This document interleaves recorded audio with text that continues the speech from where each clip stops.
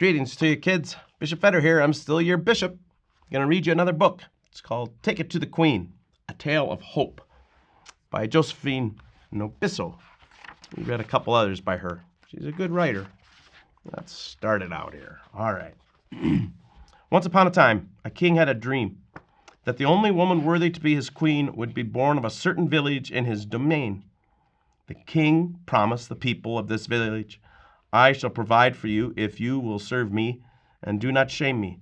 And when I find the woman who is to become your queen, and we have a son, I shall send him to sit on the village council to teach you the secrets of royal wisdom."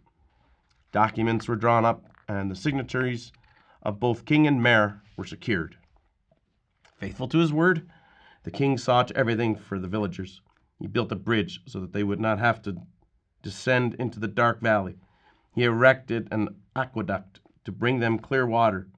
He set aside the largest timbers for their buildings, and he bred fine foals for their stables. The king reserved the choicest seeds for them, so that their bread baked up rich and fragrant, and their fruits grew ripe with nectar. He routed the finest canvases, parchment, and marble to them, so that those who were yearned to could use their talents. The king sent gold faucets for their fountain.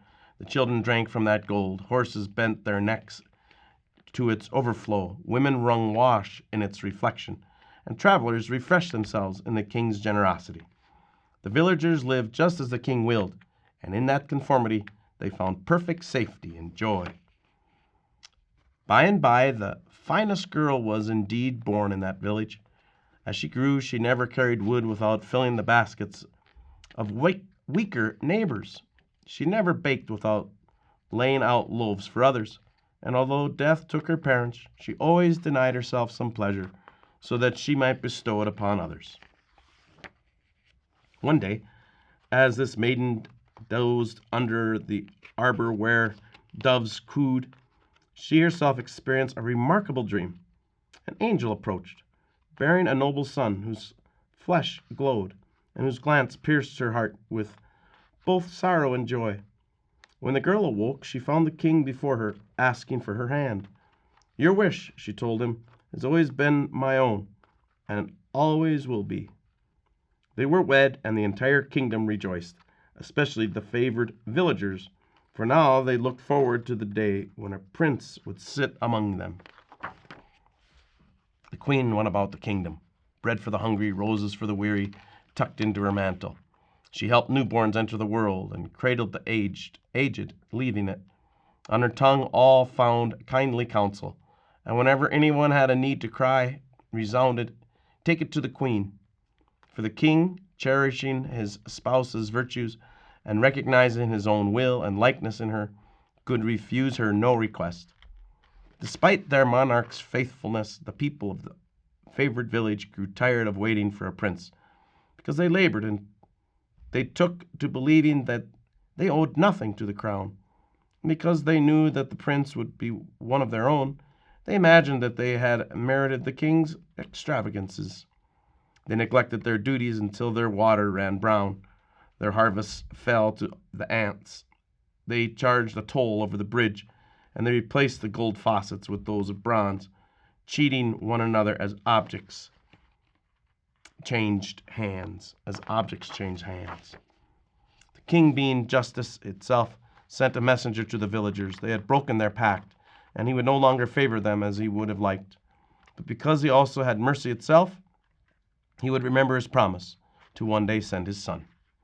One night, the villagers gawked at fireworks issuing from the castle. Because their charity had grown so cold, their reason so dim, they barely cared or comprehended that the promised child was now born to them. As the prince grew, his parents pondered his grace, and they were well pleased.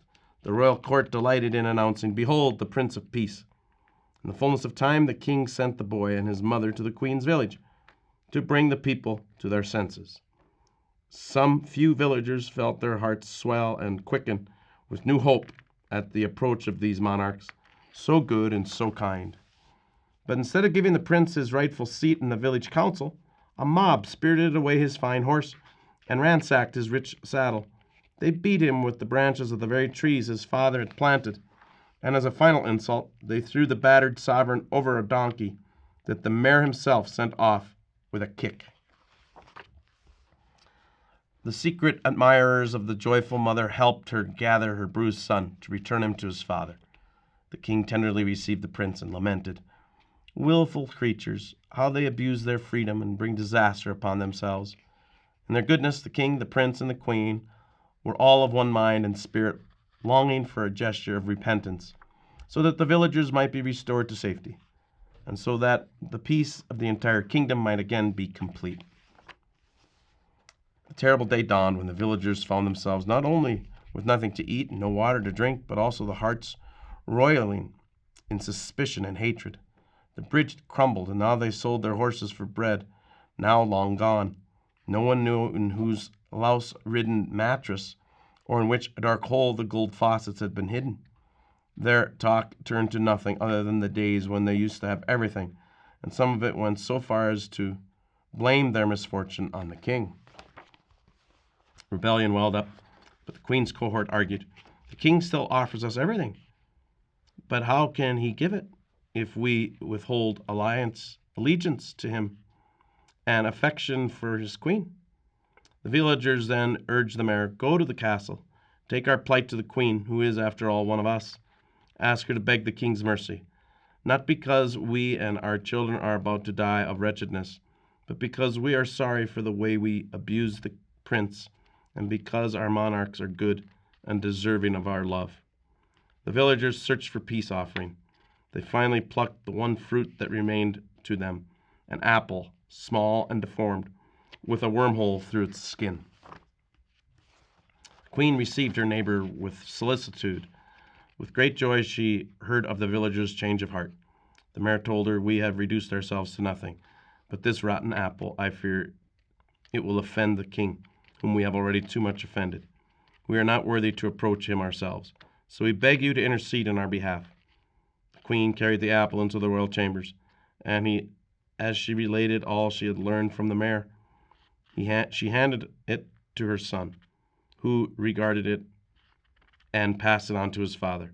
The king halved the fruit, carved away its decaying flesh, removed its worm, and peeling its blemished skin, he then returned to the prince, who sliced the offering into wafer-thin wedges. With her own hands, the queen arranged the fruit on a golden platter. She finished her account with the request that the king grant an audience to her penitent neighbor, who had treated her son with contempt.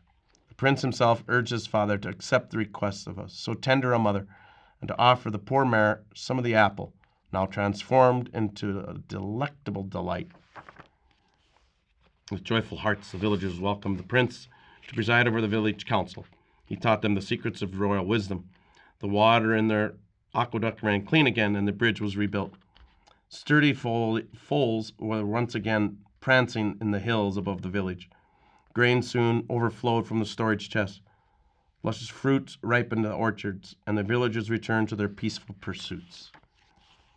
Whenever the prince went, the queen mother accompanied him wherever he went, to help distribute the many favors he wished to bestow. One day, as she was stuffing a mattress with fresh straw, the queen came upon the gold faucets. These she entrusted to the mayor's judgment. He, in turn, presented them to the people, who wished to return them to the king. Their very confidence in the king's spirit of goodwill freed him to restore even this neglected grace to his people. Once again, children bathed in the gold of their king's favor, horses bent into the nourishment, women wrung the wash in its purity, and the villagers never tired of telling travelers who refreshed themselves without price the good news that what they were enjoying was not simply water, but the unfathomable mercy that had been shown to their village, a village that had taken everything to the queen. The end. It's a good story. That queen is our mother, huh? The Blessed Virgin Mary. It's a good story how she always brings things to her king, our king, the Son, Jesus Christ. Have a good day, kids. Know my prayers and pray for me. Bye now.